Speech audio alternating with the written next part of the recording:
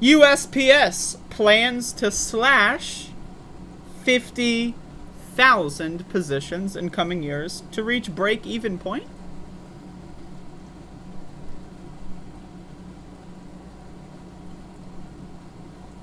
So the U.S. First of all, why the fuck is Louis DeJoy still a Postmaster General? Does anyone know? Like, Joe Biden, like, Louis DeJoy was so bad in 2020 that Joe Biden actually called him out on the campaign trail and has done nothing to replace him. Nothing. They can. They choose not to. Joe Biden can nominate several people to the board of governors of the USPS, and then they can all vote to fire this guy. They choose not to because they don't care. They don't fucking care at all. The U.S. Postal... There's like a fucking beeping going on outside. Does anyone hear that shit? The U.S. Postal Service is planning to shed 50,000 positions from its rolls over the next several years as part of the Postmaster General Louis DeJoy's plan to cut the agency's financial losses, though it will rely on a natural attrition to make cuts. It's a government agency. Who the fuck cares about financial losses? Having a mail service in this country is more important than the fucking finance. Just fund that shit. Refund the USPS. Like, this is not that hard.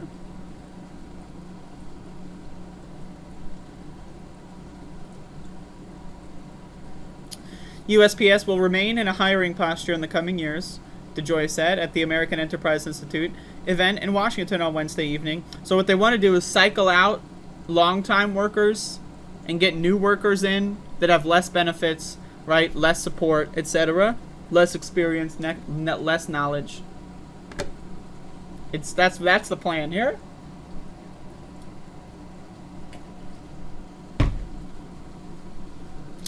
USPS will blah blah blah.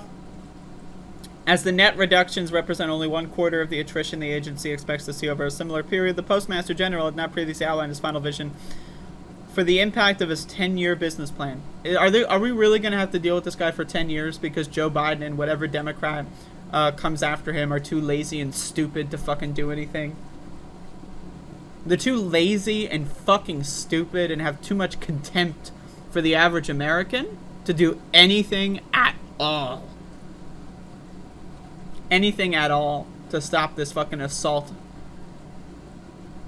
Again, the USPS at one point in time was the most efficient mail service in the world. The most efficient and well-run mail service in the world of any country at one point in time. 20, 30 years later, and now look at it. It's garbage. It's garbage. Why? Because Republicans always, at every term, whenever they have power, defund it over and over and over and over again. With their stupid retirement benefit packages. With their stupid fucking running it like it's some business, even though it's a service by the government. It's ridiculous fucking garbage.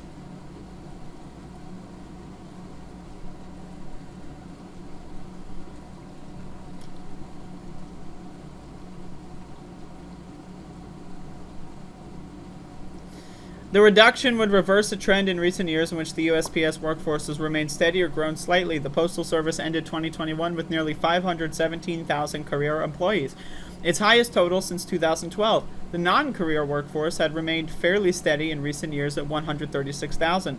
Part of the growth was due to the concerted effort under DeJoy to convert tens of thousands of non-career workers who earn less money and fewer benefits into career roles to reduce the high rates of attrition USPS has experienced. The agency has cut more than 200,000 positions since its peak around the turn of the century, but the total is largely stabilized in recent years.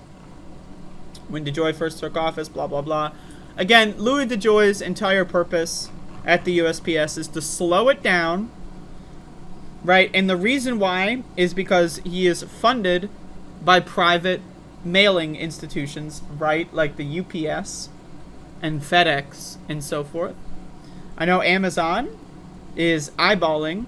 They already kind of have their own delivery system as well, but they're, you know, again, the USPS goes down and they're going to eyeball replacing it entirely.